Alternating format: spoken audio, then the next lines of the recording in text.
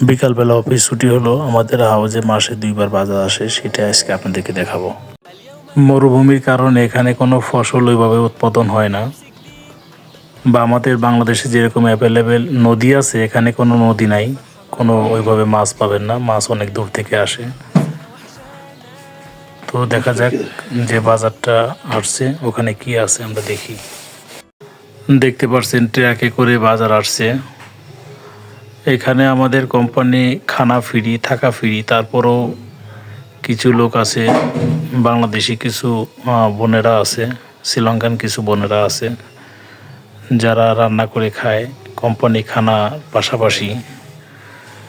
তো এখান থেকে বাজার অনেক দূরে, মোটামুটি 50 কিলোমিটার দূর। এই জন্য মাসে 2 বার ট্রাকে করে বাজার আসে আমাদের হাউজের নিচেই। প্রয়োজনীয় জিনিস এখান থেকে কিনতে হয়, যেহেতু শহর অনেক দূরে, 50 কিলোমিটার 60 কিলোমিটার দূর। তো ইচ্ছা করলেও বাইরে যাওয়ার ওইভাবে কোনো সুযোগ নেই, গাড়ি ভাড়াও অনেক। তো আমরা এখান থেকে আমাদের প্রয়োজনীয় জিনিস যা আছে এগুলা কিনি। কেমন লাগলে ভিডিওটা জানাবেন।